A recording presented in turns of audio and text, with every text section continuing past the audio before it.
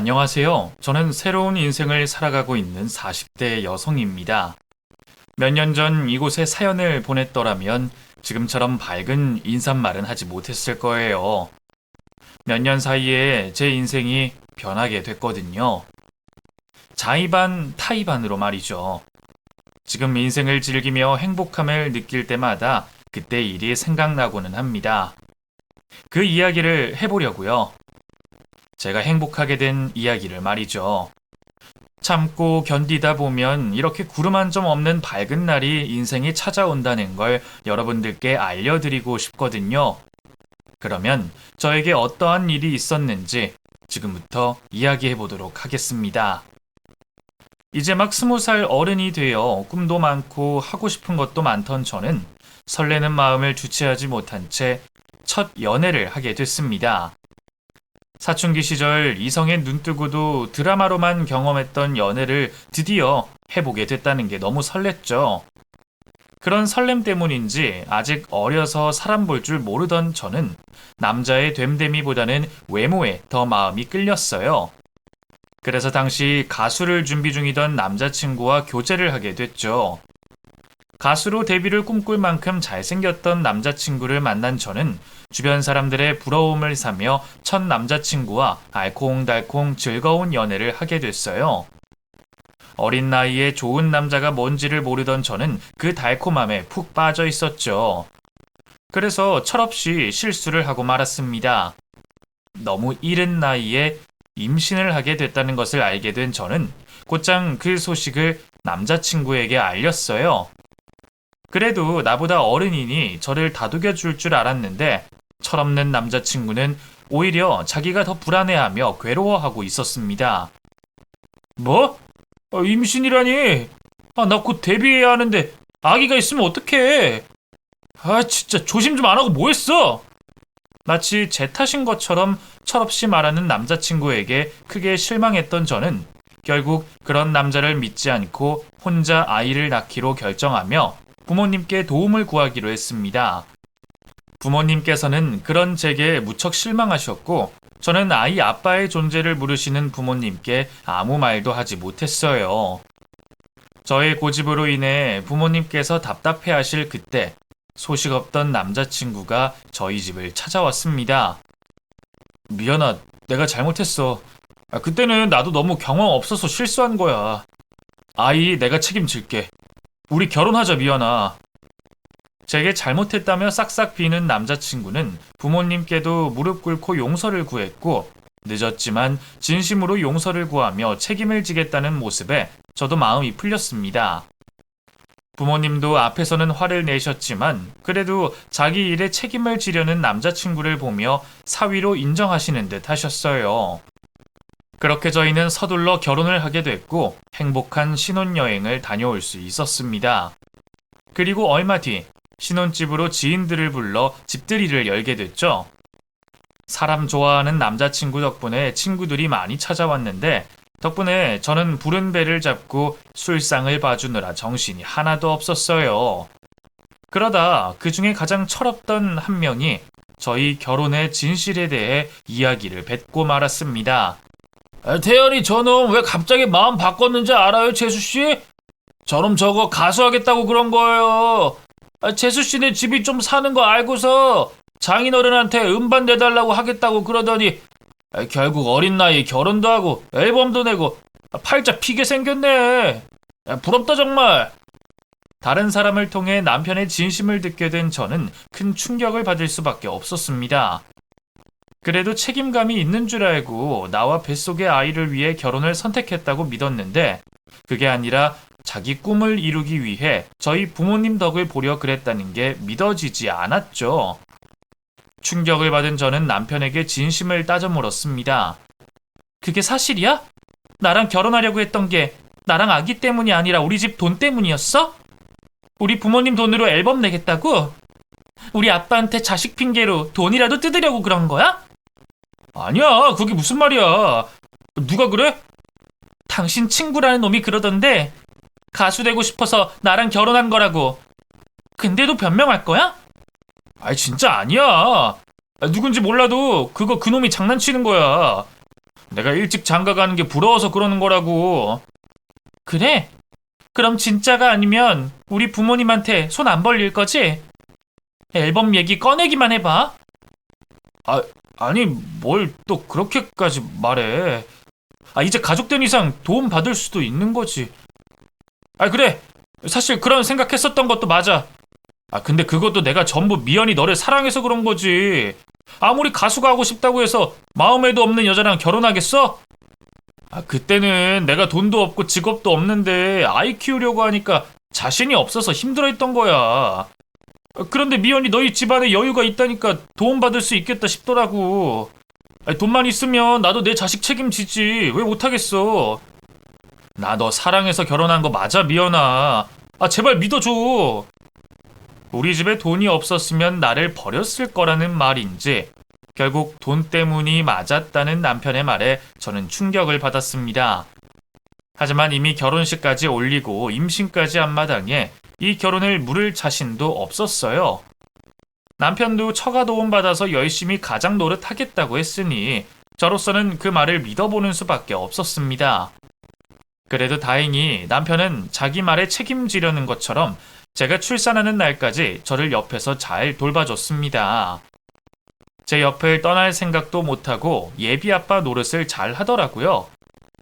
저희 아빠는 그런 남편의 모습에 조금은 믿음이 생기셨는지 지원을 바라는 남편의 손을 들어주셨고 아이가 태어난 후로 남편은 저희 아빠의 도움으로 앨범 준비를 시작하게 됐습니다. 내가 그동안 돈이 없어서 시작을 못한 거지. 하기만 하면 정말 잘할 수 있다고. 나 실력 있어. 정말 제대로 성공해 볼 테니까 나만 믿어. 알겠지? 하지만 남편의 자신처럼 호기롭게 시작한 앨범 작업은 결국 처참하게 망하고 말았습니다. 앨범 한 장 만든다고 저희 집에 어마어마한 돈을 받아가 놓고는 몇 장 팔아보기는커녕 재고만 쌓이고 망해버렸죠. 앨범만 내면 대스타가 된다고 그러더니 역시나 쉬운 일이 아니었습니다. 하지만 남편은 쉽게 미련을 버리지 못했습니다. 자기는 든든한 소속사가 없어서 홍보를 못해서 망한 거라며 매일 눈물 훔치며 속상해했고 그런 남편을 보자 저는 안타까움에 결국 부모님에게 한 번만 더 도와달라 부탁드릴 수밖에 없었죠. 저는 그런 남편의 마지막 기회를 놓치지 않기 위해 갓난아이를 업고 남편 뒤를 쫓아다니며 도왔습니다. 하지만 두 번째 앨범도 결국 처참한 실패로 돌아가게 됐습니다. 한 번은 운이 나빴다 쳐도 두 번은 결국 실력이었겠죠. 아무래도 당신 안 돼. 두 번이나 했는데 실패한 거면 더 가망 없는 거야. 그러니까 앞으로는 음악은 그냥 취미로 하고 취직이라도 해. 무슨 일을 한다고 해도 뭐라 하지 않을 테니까 나가서 돈을 벌어와. 대체 언제까지 우리 부모님한테 생활비 받으면서 살 거야? 음악은 내 평생의 꿈이야. 당신은 꿈을 쉽게 포기할 수 있어? 나는 굶어 죽더라도 음악 포기 못해. 저의 깊은 당부에도 음악을 포기하지 못하겠다던 남편은 계속 가정을 소홀히 하며 철없이 음악을 하러 다녔습니다. 남편이라는 사람이 집에 돈 한 푼 가져다 주지 않으니 어쩔 수 없이 제가 돈을 벌어야 했어요. 하지만 아직 어린아이를 키우는 제가 할 수 있는 일은 별로 없었습니다. 겨우겨우 친구들한테 부탁해서 잠깐씩 아르바이트를 하고 모자란 생활비는 부모님에게 손을 벌릴 수밖에 없었죠. 부모님께서는 딸 걱정에 지원을 해주셨지만 저도 염치가 없어서 매번 부탁을 하기가 껄끄러웠어요. 그런데 이번에는 남편이 갑자기 음식 사업을 하겠다고 하는 겁니다. 자기가 아는 사람도 많고 사람들이랑 어울리기 좋아하니까 그런 장점을 살려서 장사를 하면 음식점이 잘 될 거라고 말이에요. 음악한다며 놀고 다니더니 갑자기 무슨 바람이 불어 돈 벌 궁리를 했나 싶었지만 음식 사업에는 또 돈이 얼마나 들까 싶어 겁부터 났죠. 음식 장사하던 음악을 하던 우리 부모님께 손 벌릴 생각하지 마. 나 이제 더 창피해서 부모님한테 전화도 못해. 내가 전화만 하면 돈 필요하냐고 물으시는데 얼마나 죄송스럽고 창피한지 당신이 알아? 절대 안 되니까 말도 꺼내지 마. 참나. 내가 뭐 처가 아니면 도움받을 데가 없는 줄 알아? 애초에 나는 그쪽 생각도 안 했어. 나도 너희 집에 굽신거리는 거 이제 지겹다 지겨워. 이번에는 우리 부모님이 도와주기로 하셨어. 아들이 뭐라도 해본다니까 어떻게든 도와주시겠다고 하시더라. 도와주고 괜히 잔소리나 하는 장인어른이랑은 달라. 아무튼 내가 알아서 할 테니까 너는 그런 줄이나 알고 있어. 자기 손으로 돈 한 푼 못 벌어본 사람이 겁도 없이 장사를 한다 그러니 걱정이 됐지만 자기 부모님 도움으로 한다니 저도 말리지 못했어요. 그래도 이제는 돈 벌 생각도 하고 가장 노릇 잘 하려나 기대를 했더니 이번에는 가게 핑계로 집에도 잘 들어오지 않는 겁니다. 거기다가 초반에는 잘 되는 것 같던 가게도 오픈빨이었는지 점점 손님 없이 파리만 날리기 시작했죠. 결국 가게 적자에 남편은 고용했던 직원들을 하나둘 잘라버렸고 어쩔 수 없이 제가 아이를 업고 나와서 남편 가게 일을 도왔습니다. 그런데도 별 걱정이 없어 보이던 남편은 끝내 폐업 정리를 하게 됐죠. 그 일에 스트레스를 받는 건 저 하나뿐이었습니다. 거봐, 자신만만하더니 이게 뭐야? 이제 나더러 시댁 눈치까지 보라 이거야? 대체 당신은 얼마나 더 해야 그만할래? 그러지 말고 이제는 그냥 성실하게 직장 다녀. 그냥 매일 출근해서 시키는 일 하고 월급 받는 건데 어려운 것도 없잖아. 내가 남 밑에서 어떻게 일을 해? 나는 그런 거 못해. 하지만 저의 말에도 남편은 고집을 부리며 마이동풍이었습니다. 결국 두고 보지 못한 제가 친정 아빠께 부탁해서 아빠 회사에 없는 자리를 만들어 억지로 일을 시켰지만 논팽이 같고 철없는 남편은 자유로운 영혼 타령을 하더니 얼마 가지 못해 회사를 뛰쳐나오고 말았습니다. 직원들 보이게도 낙하산인 걸 알고도 염치불구하고 아빠한테 부탁했던 건데 장인어른 되는 사람의 입장도 생각 않고 자기 마음대로 사고를 친 남편이 한심스러웠습니다. 아빠 앞에서 면목이 없던 저는 앞으로 친정에 부탁을 드릴 수도 없었어요. 대체 언제 정신을 차리려고 저러는 건지, 저렇게 생각 없이 사는 남편을 기다리다가는 제대로 아이 키우고 살기 어렵다 싶었던 저는 결국 제가 카페를 차려 돈을 벌기로 했습니다. 이제 막 중학생이 되는 딸이었지만 아직 부모의 손이 많이 필요했으니 아이를 돌보며 일을 하려면 결국 자영업밖에 없다 싶었거든요. 하지만 아무래도 카페 일만으로는 돈이 되지 않더라고요.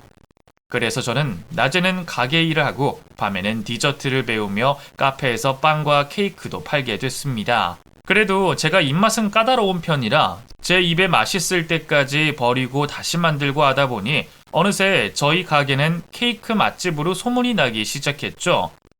밤새 만들어서 몇 시간 만에 동이 나다 보니 오전에 가게를 닫는 일도 많아졌습니다. 사람들은 저희 가게 케이크를 사기 위해 줄을 서기 시작했고 그 모습을 본 남편은 그제서야 가게 일에 관심을 가지기 시작했어요. 그동안 와서 셔터맨이라도 좀 하라고 할 때는 귀찮다고 싫다 그러더니 돈이 좀 된다 싶었는지 은근슬쩍 가게 일을 돕겠다고 하더라고요. 그래도 웬일로 일을 하겠다고 하니 그 마음이 기특했던 저는 남편에게 일을 시키고 월급도 챙겨줬습니다. 어차피 저 혼자서는 못할 일이라 직원을 구하려고 했는데 남보다는 남편이 편하겠다 싶었거든요. 근데 이상하게 남편이 월급을 받아가서는 어디 쓰는지 말을 안 하더라고요. 집안 생활비는 제가 다 부담하고 있었고요. 그러다 결국 남편이 그 돈으로 다시 음악을 한다는 걸 알게 됐습니다. 낮에 가게 일을 돕고 저녁에는 음악을 하고 있었죠. 이제 미련을 버렸나 싶었더니 또 엄한 일에 관심을 가진다 싶어 못마땅했지만 그래도 그 핑계로 매일 가게 일이라도 하는 게 다행이라 생각했습니다. 그러던 도중 딸아이가 20살이 되어 이제 막 성인이 됐을 때였습니다. 그쯤부터 남편이 저를 대하는 태도가 달라지기 시작했죠. 웬만해서는 제 신경 거슬리는 행동을 하지 않더라고요. 제가 바쁜 상황에는 알아서 밥도 차려 먹고 다 먹은 그릇을 바로바로 설거지도 하고 또 집안 청소도 하면서 가게 일도 제대로 도왔으니까요. 거기다 제가 하는 말에는 항상 청개구리처럼 행동하던 남편이 제 말이라면 순순히 따르기 시작했죠. 음악하러 댕긴다고 싸돌아다니는 건 여전했지만 이거 해라 저거 해라 하는 말에는 투덜거리지 않고 실실 웃으며 시키는 대로 하더라고요. 다른 사람들은 변한 남편의 모습을 보고도 저게 당연한 게 아니냐는 반응을 했습니다. 그런데 여태까지 아주 사소하고 기본적인 일을 모두 저 혼자 다 해오고 있었으니 이러한 변화마저도 굉장한 변화라고 느껴졌죠. 이제서야 남편이 한 사람의 몫을 한다고 생각됐어요. 딸아이도 이제 20살이 돼 제가 이전보다 신경을 덜 써도 됐는데 남편까지 자기 몫을 하고 있으니 느낌상 모든 육아가 다 끝났구나 싶었죠. 그렇게 이제서야 정신 차린 남편으로 저의 삶에도 여유가 찾아오고 있다고 생각했습니다. 그래서 간만에 여유를 즐기며 가게 일을 하고 있던 도중 남편이 저에게 지금까지 자기 뒷바라지하고 애 키우느라 고생했다며 다정한 말을 하는 겁니다. 처음에는 잘못 들은 이야기인 줄 알았었죠. 그런데 계속해서 수고했다며 말을 하던 남편이 저에게 할 얘기가 있다며 진지한 분위기를 잡는 거예요. 그래서 가게 정리를 마치고 나서 남편과 대화를 나누게 됐죠. 진지한 모습의 남편이 낯설어 저도 괜히 어색하더라고요. 그래서 할 말 있으면 빨리 말하라고 재촉을 하게 됐죠. 그랬더니 남편은 황당한 소리를 하기 시작했습니다. 이번에는 또 뭐길래 이렇게 뜸을 들여? 내가 분명히 말했어. 음악이든 사업이든 당신 돈으로 알아서 해결하라고. 그런 거 아니야. 자리에 앉자마자 당신한테 그런 말 듣게 되니까 내가 얼마나 남편 노릇, 아빠 노릇 못했었는지 다시 한번 절실히 느끼네. 당신 정말 수고했어. 당신 정말 왜 이래? 아까부터 계속 실없는 소리나 하고 얼마 전부터는 사람 구실도 하고 있고. 왜? 당신 어디 아프기라도 해? 그런 거 아니야. 정말 내가 느낀 점이 많아서 그래. 희수 고등학교 졸업하고 우리 사진 찍은 걸 보는데 당신이 많이 늙어 있더라고. 물론 아직 젊은 나이고 당신 나이대 사람들과 비교하면 예쁘지. 그런데 난 당신 생각하면 가장 먼저 떠오르는 게 20살 때 얼굴이니까. 나 아니었으면 지금도 그때 얼굴 그대로일 텐데 손에 생긴 굳은 살 하나 없이 행복하게 살고 있을 텐데 이런 생각이 들더라고. 괜히 나 같은 놈 만나서 남편 사랑도 못 받고 뒷바라지만 하고 고생이라는 고생은 다 하고 그게 너무 미안한 거야. 그래서 내가 이제부터라도 당신 행복하게 해주고 싶어서 뭘 해보려고 했는데 내가 할 줄 아는 게 뭐가 있어. 그리고 그런 것들 한다고 당신이 얼마나 행복하겠고. 그래서 두 사람 곁에서 없어지는 게 더 나을 거라는 생각을 했어. 당신도 나 없이 살면 더 여유로울 거고 나와는 비교도 되지 않는 남자 만날 수 있을 테니까. 거기다 이제 희수도 다 컸잖아. 그래서 우리 이쯤에서 결혼 생활 정리하는 게 어떤가 싶어. 요즘에는 조론이라는 단어도 있다면서. 당신 그동안 고생 많았어. 이제 더 이상 내 곁에서 힘들어하지 말고 우리가 한 결혼해서 졸업해. 우리 좋게 헤어지자. 자기 딴에는 감동스러운 말이라고 하는 것 같았는데 제 입장에서는 남편이 또 무슨 수작을 부리려고 밑밥을 까는 건가 싶었습니다. 그래서 헛소리하지 말라고 했죠. 내가 당신한테 한두 번 속아? 또 무슨 수작 부리려고 이러는 건진 모르겠는데 쓸데없는 소리 하지 말고 지금처럼 자기 할 거 하면서 가족들한테 더 이상 피해줄 생각이나 하지 마. 요 며칠 정신 차렸나 싶었는데 다 꿍꿍이가 있어서 그랬구나. 피곤해 죽겠는데 사람 붙잡고 이게 뭐 하는 짓이야? 얼른 일어서 집에 가게. 그런데 무슨 꿍꿍이가 있었던 게 아니었는지 이후에도 남편은 여러 번 제 곁을 떠나주겠다는 말을 했습니다. 그때는 조론 이런 소리 하지 않고 이혼해서 행복하게 살라고 말을 했죠. 그런데 아무리 생각해봐도 이상하더라고요. 저와 이혼을 하면 좋을 게 하나 없는 사람이 먼저 이혼 요구를 하는 게 말이죠. 운 좋게 로또라도 맞은 게 아니라면 저에게 이혼을 요구하는 게 이해가 되지 않았습니다. 그래서 남편이 무슨 속셈인지 알아내기로 했죠. 만약 정말로 로또라도 돼서 저와 헤어지려고 한다면 그 돈이라도 정당하게 나눠받아야 했으니까요. 그런데 돈이었다면 더 나았을 뻔했습니다. 이혼하려는 문제가 여자 문제라는 걸 알게 됐거든요. 남편이 저와 결혼 생활을 하는 동안 남편 노릇도 아빠 노릇도 못해도 한눈 팔지 않는 걸 보며 그거 하나면 된 거라고 생각했습니다. 내가 선택한 사람이고 사람 성향 자체가 자유로운 사람이다 보니 내가 담기에는 큰 그릇의 사람이라고 생각을 하고 있었어요. 유명 배우나 예술가들의 이야기를 들어보면 옆에 있는 배우자가 전폭적으로 지원을 해준다고 하니 말로는 남편에게 뭐라고 하면서도 속으로는 능력이 부족한 저를 탓했거든요. 그렇지만 꿈을 쫓고 있는 사람이니 또 여자 문제는 없으니 지금까지 옆에 데리고 있었던 건데 외도를 하고 있었다고 하니 저도 더는 참을 수가 없더라고요. 더 화가 났던 것은 여자 관계를 들킨 남편이 숨기려고 하지 않고 더 당당하게 이혼을 요구했다는 거였습니다. 거짓말하지 않아도 돼서 내 마음이 조금은 편해지네. 그래, 당신이 아는 그대로야. 나 여자 생겼고 그 사람과 남은 평생 살고 싶어. 나한테 너무 뭐라고 하지 마. 나도 당신이 구박 한번 하지 않고 내가 하는 음악에만 오로지 전념할 수 있게 해줬더라면 다른 여자가 접근해도 흔들리지 않았어.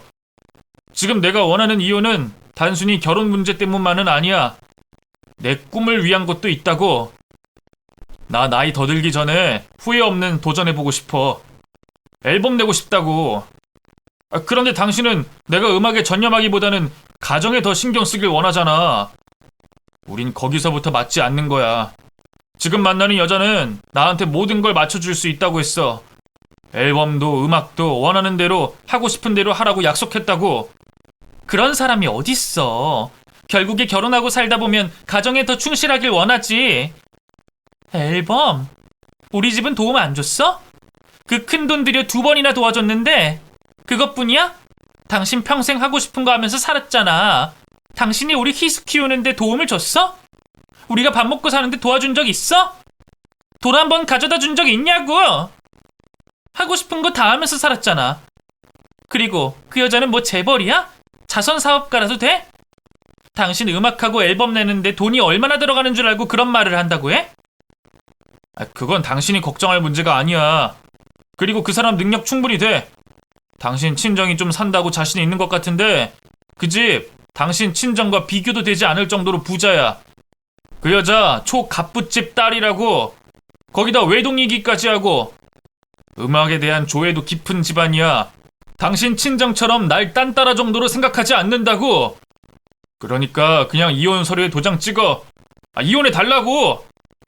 이런 남자인 줄 알았더라면 진작에 이혼을 수십 번이고 넘게 했을 겁니다. 남편을 이해하려고 하면서도 혼자 꾸려나가기 힘든 마음에 이혼 생각을 수십 번이나 했으니까요. 그럴 때마다 내가 부족하다는 생각을 하며 참고 있었어요. 그런데 이 남편 놈이 이혼을 하자며 배은망덕한 소리를 짓거리고 있었습니다. 이혼 서류에 도장 찍는 결정을 하는 건 어렵지 않았어요. 이제 딸 희수까지 다 키웠으니 저도 혼자 제 인생 사는 게 더 좋았죠. 그런데 이혼하고 남편 좋은 꼴은 도저히 못 보겠더라고요. 그래서 남편이 요구하는 이혼을 그 자리에서 거부했습니다. 이혼 안 해줘. 누구 좋으라고 이혼을 해줘? 내가 지금까지 배짱이 같은 당신 먹여 살리느라 고생한 값이 얼만데. 손해는 내가 다 보고 재미는 그 여자 혼자 다 보게 할까봐? 그 여자 당신을 얼마나 사랑하는지 보자. 내가 당신 쥐고 놓아주지 않을 건데 그래도 언제까지 당신 기다릴 수 있는지 보자고. 나랑 이혼하고 싶으면 소송 걸어. 그렇게 한들 이혼이 될지 모르겠지만. 이혼해주지 않겠다는 저의 말에 남편의 발등에 불이 떨어진 듯 했습니다. 정말 하루도 빼놓지 않고 자신과 이혼을 해달라며 사정을 하다시피 말을 걸어왔었죠. 하지만 끄떡하지 않았습니다. 이혼을 해야 자신이 행복하다고 말하는 남편의 말로 인해 비참했지만 저와 이혼을 하고 난 뒤 행복해하는 남편과 상간녀를 상상하면 못 참을 것도 없었죠. 그렇게 자신이 생각했던 것처럼 이혼이 쉽게 되지 않자 남편은 다른 조건을 걸며 저에게 이혼을 해달라 사정을 해왔습니다. 그럼 이렇게 할게. 내가 돈 3억을 당신한테 줄게. 그러면 이혼해 줄 거야? 나 뒷바라지 한 돈. 3억 가지고 어림도 없겠지만 그 돈 내가 가진 돈의 전부야. 사실 이 돈 앨범도 한 장 내고 나중에 내 이름으로 된 라이브 카페 하려고 모아둔 돈이라고. 그러니까 내 현재와 미래가 다 담긴 돈이야. 이 돈 외에는 죽었다 깨나도 더 이상은 없어. 나도 큰맘 먹고 말하는 거야. 그러니까 제발 이혼 도장 좀 찍어줘. 이렇게 시간 날려서 서로 좋을 게 뭐가 있어? 맨날 저에게 돈을 받아갔으면서 자기 개인적인 일에 돈 3억을 모았다고 하니 열불이 나더라고요. 도대체 돈 3억이 어디서 어떻게 났는지 감도 오지 않았습니다. 자기 말로는 저에게 받아온 돈을 아끼고 아껴서 모아온 돈이라고 하는데 그 돈으로 희수 선물이나 사주고 가족들 외식 한 번이라도 사줬으면 이렇게 억울할 것 같지는 않더라고요. 괜히 이혼해 주기가 더 싫어졌습니다. 그래서 돈 3억은커녕 10억을 들고 와도 이혼 도장 찍어주지 않겠다고 했죠. 그런데 결국은 제가 뱉었던 말과 다르게 돈 3억을 받고 이혼 서류에 도장을 찍어주게 됐네요. 딸이 이 사실을 알고 저를 설득했거든요. 딸에게는 부부 사이에 벌어지고 있었던 일을 절대 알아차리게 하고 싶지 않았습니다. 아빠에 대한 사랑을 많이 받지 못하고 자란 아이였기 때문에 이번 일로 또 다른 상처를 받지 않을까 걱정이 됐거든요. 그런데 시도 때도 없이 저에게 이혼을 요구하는 남편으로 인해 결국 딸이 모든 사실을 알게 됐죠. 당연히 길길이 화를 낼 줄 알았는데 딸은 제 생각과 달리 차분한 목소리로 저에게 남편과 이혼을 하라고 설득했습니다. 엄마, 무슨 마음으로 이혼 안 해주고 있는지 아는데 그러지 마. 이혼 아빠 위해서 하라는 게 아니야. 다 엄마를 위해서지. 엄마 아직 젊어. 새로운 인생 출발하는데 전혀 어렵지 않다고. 솔직히 아빠가 우리들 곁에 있으면 민폐밖에 더 돼? 나도 평생 아빠 미워할 거고 엄마도 아빠 평생 미워해. 대신에 복수를 우리가 잘 사는 걸로 보여주자고. 엄마랑 나랑 행복하게 살고 특히 엄마가 잘 살면 그걸로 복수하는 거야. 거기다 꽁돈으로 돈 3억 준다고 하잖아. 그걸로 엄마 사고 싶은 거 다 사버려. 한 번에 돈 3억짜리 물건을 사던가. 아빠 눈앞에서 불태워버리던가. 아빠가 어떤 삶을 살든 신경 쓰지 말고 잃어버린 엄마 인생 살라고 하는 거야. 그러니까 하루라도 빨리 엄마 인생 찾기 위해 이혼해. 딸에게 미안했습니다. 못난 모습을 보인 것 같아서 말이죠. 최대한 좋은 것만 보여주고 싶어서 혼자서 안간힘을 쓰며 노력했는데 결국에 엄마 아빠라는 사람들이 이런 모습을 보인다는 게 미안해서 얼굴 볼 면목도 없었죠. 그러면서도 고맙더라고요. 내 인생을 살라고 해주는 딸의 마음이 말이죠. 그래서 딸의 말을 따르기로 했습니다. 다른 것보다 딸에게 당당한 엄마가 되고 싶었거든요. 딸의 말처럼 제 인생을 되찾아 당당하고 멋진 엄마가 되어주고 싶었어요. 남편에게는 이혼 서류에 도장을 찍어주겠다는 말을 하며 앞서 말한 돈 3억을 줘야 되고 재산 분할은 꿈도 꾸지 말라는 조건을 내밀었죠. 그놈의 이혼해줄게. 그런데 조건이 있어. 당신이 말한 위로금 3억 그대로 줘. 또 우리 집 재산에서 조금이라도 가져갈 생각하지 마. 솔직히 당신이 우리 사는데 보태준 게 뭐가 있어? 당신 앞으로 들어간 돈만 따져도 돈 3억이 아니라 10억 이상은 받아내야 해. 그러니까 지금 가진 우리 재산 나눌 꿈도 꾸지 마. 이 돈들로 내 잃어버린 인생도 되찾아야 되겠고 우리 희수 하고 싶은 것도 다 해줄 거니까. 그래. 당신 하고 싶은 대로 다 해. 난 상관없으니까. 당신 말대로 내가 우리 집에 기여한 게 뭐가 있겠어. 나야 당신이 이혼해주겠다고 한다면 감지덕지지. 가져가. 다 가져가. 그리고 나 이제 갑부집 딸 사위 될 사람인데 이런 것들 필요하겠어? 당신이 그런 말 하니까 내가 하는 말인데 혹시 나중이라도 어려워지면 불편해하지 말고 찾아와. 사람이 돼서 받은 게 있으면 입을 닦아서 되겠어? 은혜는 갚아야지. 내가 다른 사람은 몰라도 당신하고 희수 일이라면 발벗고 도와줄 테니까. 그럼 기다려봐. 내가 이혼 서류 가져올 테니까. 군말 말고 이혼 서류나 가져오면 될걸. 남편은 굳이 제 앞에서 돈 많은 여자와 결혼할 거라며 비꼬았습니다. 기분이 더럽긴 했는데 좋게 생각하기로 했어요. 저렇게 인간 덜 되먹은 놈, 딴 년에게 폭탄 넘기든 넘길 수 있게 돼서 다행이라고 생각하고 말이죠. 이후 저와 남편은 합의 이혼을 하며 절차를 밟아갔습니다. 그리고 마침내 양쪽 합의가 인정돼 이혼을 하게 됐죠. 합의 이혼 후 묘한 기분이 들었습니다. 남편과 보냈었던 결혼 생활에 대한 미련보다는 이전의 시간들이 시간 낭비처럼 느껴져 기분이 이상했거든요. 후회도 되면서 그 결혼 생활 동안 열심히 살아준 저에게 고맙기도 했죠. 또 완전히 끝이 났다고 생각하니 속이 시원하기도 했습니다. 그 기분이 쉽게 가시질 않아 정신을 차리려 화장실로 가서 세수를 하고 나왔을 때였어요. 법원 앞 횡단보도 앞에 남편이 상간녀로 보이는 여자와 다정하게 있었죠. 이제 서로 마주치지 않고 자신의 길을 가면 됐지만 내 남편이었던 사람 꼬신 여자 얼굴을 보고 싶었습니다. 어느 여자길래 자기 무덤 스스로 파는 건가 싶었죠. 그래서 두 사람이 못 보는 방향으로 다가가 상간녀 얼굴을 확인하게 됐어요. 그런데 여자의 얼굴이 너무나도 익숙한 겁니다. 마치 몇 년 동안 봤던 얼굴처럼 느껴졌죠. 기억이 날 듯 말 듯한 순간 상간녀가 이혼한다고 마음고생한 남편을 달래준다며 얼굴을 찡그리는데 팍 하고 한 사람이 떠오르는 거예요. 그 표정 예전에도 제 두 눈으로 본 적이 있었죠.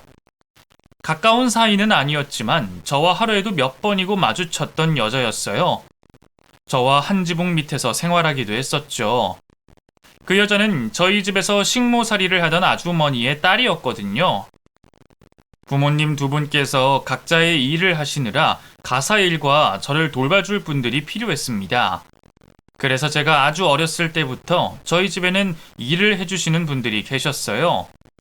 출퇴근을 하시는 분들도 계셨고 상황이 여의치 않으시면 저희 집 반지하에 딸린 방에서 지내시며 집안일을 해주셨죠. 상간녀는 제가 중학교 2학년 때쯤 저희 집 집안일을 봐주시려고 들어온 아주머니의 딸이었습니다. 저와 나이대는 비슷했던 것 같은데 학교도 달랐고 저도 사춘기 때이다 보니 그 여자아이와 가깝게 지내지는 않았어요. 가끔 아주머니 일을 도와준다며 저희 집으로 올라와 마주치긴 했지만 여자아이는 자신까지 식모 일을 한다며 항상 찌푸린 얼굴을 하고 있어 말을 걸 수도 없었죠. 그러다 제가 고등학교를 들어가고 얼마 되지 않았을 때 갑자기 아주머니께서 일을 그만두시고 두 사람 모두 저희 집에서 자취를 감췄습니다. 보통 일을 그만두시더라도 다음 사람에게 인수인계를 하거나 시간을 가지고 다른 가족들에게 작별 인사를 하는 분들이 대부분이었기 때문에 어느 한순간 저희 집에서 없어진 두 사람을 보고 의아해 했었죠. 그런데 시간이 한참 흘러 20여 년이 넘어 그 여자아이를 마주치게 된 거예요. 그것도 제 남편의 상간녀로 말이죠. 남편의 상간녀가 누가 됐든 간에 상관은 없었습니다. 저도 만족하는 이혼이었으니까요. 그런데 아무리 생각해도 저희 반지하에서 생활하던 여자가 그냥 있는 집 자식도 아니고 초갑부집 딸이라고 하니 말이 안 된다고 생각했습니다. 그래서 여자에게 우리 집을 나와 어떤 일이 있었는지 알아보려고 했죠. 우선 엄마에게 찾아가 물어보게 됐어요. 두 사람이 저희 집을 나간 뒤 듣게 된 소식이 없냐면서 말이죠. 엄마, 나 중학교 때 우리 집에서 생활하시면서 일해주시던 아주머니 생각나? 나랑 비슷한 나이 또래 딸 데리고 있던. 그럼 기억하지? 근데 왜? 그 아주머니 우리 집 나가고 나서 소식은 몰라? 내가 그런 것까지 어떻게 알겠어. 좋게 나간 것도 아니라 연락해올 일도 없었는데. 뭐? 좋게 나간 게 아니라고? 왜? 무슨 일이 있어서 나간 건데? 그러니까 그게 네가 말한 그 아주머니 딸 있잖아. 걔가 문제였어. 아주머니는 사람도 좋고 일도 잘하셔서 좋았지. 근데 그 딸이 손버릇이 안 좋더라고. 너는 당시 학교 다니고 있어서 잘 몰랐겠지만 집에 물건이 수시로 없어져서 난리가 났었지. 그런데 없어진 물건이 꼭 그 아주머니 딸에게서 나오는 거야. 아니면 아주머니께서 사주지 않은 물건이 나오거나. 그게 다 어디서 났겠어? 우리 물건 훔쳐서 팔은 돈으로 산 거지. 정말 여러 번 발각됐는데 아주머니 사정이 너무 딱하고 또 같은 딸 키우는 입장이다 보니까 좋게 타이르고 참았었지. 근데 몇 번을 말해도 애가 정신을 못 차리는 거야. 그러다 마지막으로 네 아빠 금고에서 수표 여러 장하고 내 보석이 없어졌지 뭐야. 솔직히 그때는 그 아주머니 딸 의심하지도 않았어. 없어진 액수가 애들이 훔칠 만한 금액이 아니니까. 그래서 경찰에 신고했었지. 그런데 우리 얘기를 듣던 형사분이 바로 반지하로 내려가시더라고. 그리곤 우리 물건들 가지고 오시는 거 있지? 또 걔가 훔친 거야. 그때부터 아주머니가 딸 대신에 잘못했다고 죄송하다고 난리를 쳤었지. 학교에 있던 걔네 딸도 집으로 불러들이고 경찰 신고까지 했으니까 문제도 제법 커지고 우리도 더는 참을 수 없었는데 정말 사정을 하시더라고. 그래서 그냥 일 그만두시라고 했어.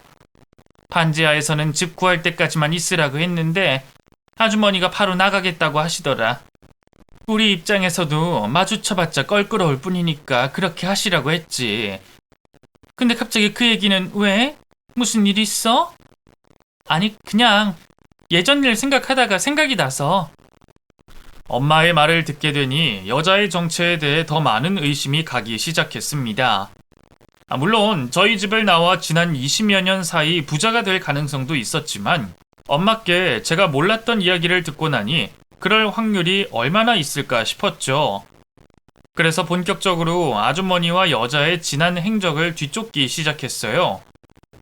남편 옆에 그 여자가 붙어 있으니 여자를 알고 있는 사람을 찾아내는 건 그다지 어려운 일이 아니었습니다. 그리고 오랫동안 알아볼 것도 없이 여자의 정체를 알게 됐고 남편이 당했다는 것도 확인할 수 있었죠. 제가 생각한 것처럼 여자는 초갑부집 딸이 아니었습니다. 전과 많은 사기꾼이었죠. 아주머니가 저희 집을 나간 이후에도 딸 때문에 문제가 많았던 것 같습니다. 저희 집에서도 문제가 됐던 손버릇을 고치지 못했나 보더라고요. 그 일로 인해 교도소를 들락거리게 됐고 그 안에서 반성을 하긴커녕 다른 범죄를 배웠다고 했습니다. 출소 후 절도정도 하던 여자가 피해 금액이 큰 사기 범죄를 저질렀다고 듣게 됐죠. 최근에는 범행 수법을 바꿔 꽃뱀짓을 하고 다닌다고 했습니다.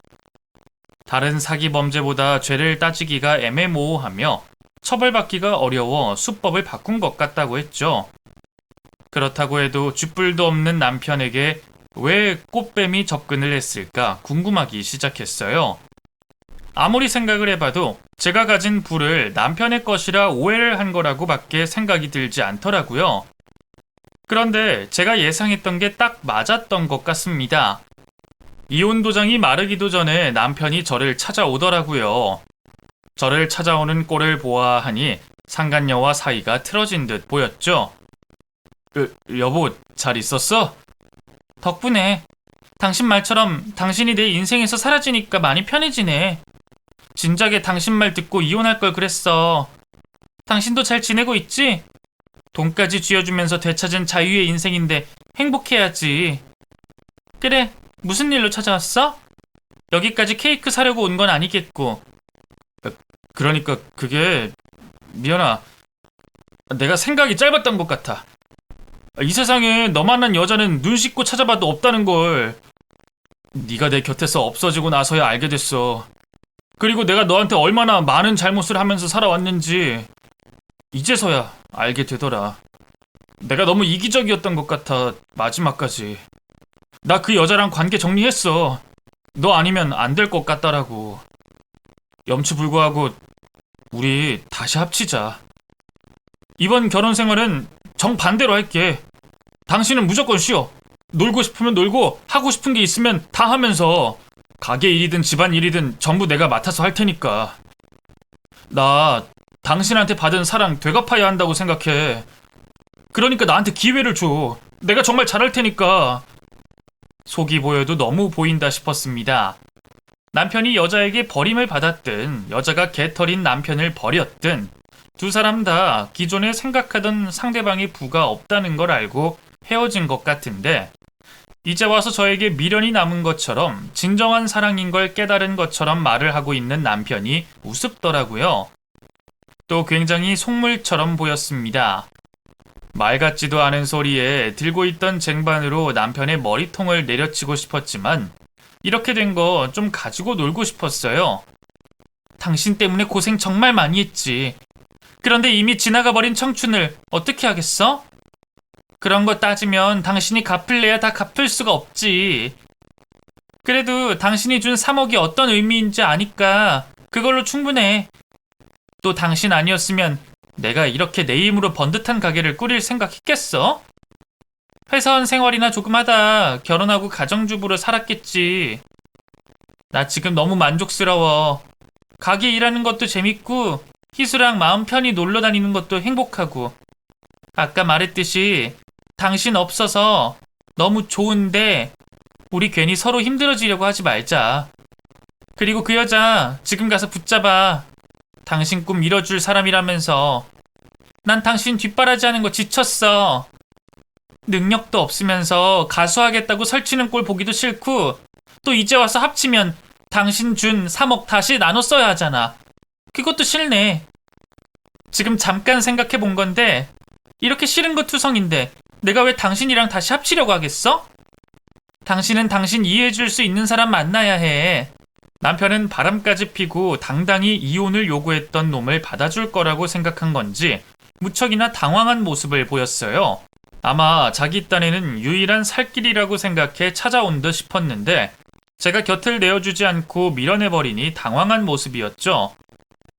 여보, 내가 잘못했다니까? 그리고 정신도 차렸다고. 내가 그놈의 음악 때문에 잠시 정신줄 놓은 것 같아. 나 당신이랑 살면서 다른 문제는 몰라도 여자 문제로 속 썩인 건 이번이 처음이라는 거 당신도 알잖아. 이번만 용서해줘. 이번에만 용서하고 날 받아준다면 여자 문제는 당연히 앞으로 없을 거고 음악, 내 목숨보다 중요한 음악도 그만둘 테니까 돈 3억은 지난날 나로 인해 고생한 당신 위로금이라고 생각해. 어때? 이 정도면 당신 마음에 들 정도로 정신 차린 것 같지 않아? 정신 차리긴 뭘 차려. 당신이 개털이라는 걸 알고 그 여자가 떠났거나 당신이 그 여자 꽃뱀인 거 알고 헤어졌을 텐데. 그런데 뭐? 내 소중함을 알아? 야 김태현, 너 지금 나한테 빌부터 살려고 이러는 거잖아. 내가 모를 것 같아? 여보, 당신 그거 어떻게 알았어? 설마 내가 바람 피고 있을 때부터 알고도 모른 척하고 있었던 거야? 모른 척하긴 뭘 모른 척해. 이혼 도장 찍고 나서 알았구만. 그때 너네 둘이 껴안고 있길래 어떤 년이 자기 무덤을 파나 싶어서 얼굴 좀 보려고 했다. 근데 내가 알던 얼굴이더라. 그래서 좀 알아봤어. 내 생각에는 도저히 갑부집 딸은 아니다 싶어서. 그런데 좀 찾자마자 금방 나오던데 어떤 짓 하고 다니는 년인지. 그 이야기 듣고 당신이 요 모양 요 꼴 될 거라는 건 예상했어. 근데 내 생각보다 당신이 더 일찍이 찾아왔네? 그래서 한번 듣고 있어 봤어. 재밌을 것 같아서. 나 당신과 헤어지고 너무 좋거든? 이제서야 내 인생 제대로 사는 것 같고 당신이 이혼해달라고 난리를 쳐줘서 일찍이 할 수 있어 너무 고마워. 나 남은 인생 더 재밌게 살 거야. 그러니까 재결합, 재혼 이런 말도 안 되는 소리 집어치우고 다시는 내 앞에 나타나지 마. 알겠어? 제가 하는 말을 듣고도 남편은 자존심도 없는지 뻔뻔하게 매달리려고 했습니다. 결국에는 제가 옆에 있던 빗자루를 잡아 남편을 두들겨 패며 가게에서 쫓아내야 했죠. 하지만 남편은 저 말고는 비빌 곳이 없는지 이번에도 제 주위를 맴돌며 사정을 빌며 다시 받아달라고 애원했어요. 그러다 그 모습을 딸까지 보게 되며 일이 커지게 됐죠. 우선은 전 남편을 본 딸아이가 욕도 하고 혼도 내며 내쫓아냈는데 그럼에도 불구하고 계속 가게와 집을 찾아오니 결국 딸이 경찰에 남편을 스토커로 신고해버렸습니다. 그 일로 전 남편은 경찰서를 몇 번이고 왔다 갔다 했다고 들었어요. 그래도 포기를 하지 않더라고요. 돈 3억 때문인지 아니면 저에 대한 집착인지 알 수가 없었습니다. 하지만 그 짓도 결국에는 그만둘 수밖에 없었어요. 전 남편이 혼자 북치고 장구치며 별 쇼를 다 하던 사이 저에게 남자친구가 생겼거든요. 운동선수 출신에 지금까지 꾸준히 운동을 하고 있어 덩치가 큰 남자친구를 본 전 남편은 가게로 찾아와 놓고도 별 말을 하지 못한 채 사라졌죠. 이후에 종종 저의 마음을 돌려보려고 시도를 하려 했지만 남자친구에게 위압감을 느꼈는지 번번이 실패를 하다 결국에는 사라졌습니다. 이제 더는 가능성이 없다는 걸 깨달은 거겠죠. 어쨌든 전 남편과 이혼을 한 이후 계속해서 행복한 생활을 하고 있어요. 전 남편이 쫓아다녔던 게 귀찮기는 했지만 말이죠. 더 빨리 이러한 행복을 느꼈더라면 좋았겠지만 남편과 끝을 보고 난 뒤 헤어진 게 다행이라는 생각을 종종 합니다. 제 성격이 힘들다고 일찍이 남편과 갈라섰다면 미련이 남아 있었을지도 몰라요. 지금처럼 내가 할 만큼 했고 거기에 대한 보답이 배신이라는 걸 알았기 때문에 지난 과거가 후회는 되더라도 미련 하나 없이 훌훌 털어버릴 수 있었던 것 같네요. 앞으로도 지금처럼 제 딸 희수와 함께 친구처럼 같이 많은 것을 하고 다니고 또 남자친구와도 행복하게 지내다 편안한 노후를 보내고 싶네요. 그렇게 고생하고 살았는데 그 정도 행복은 누릴 수가 있겠죠?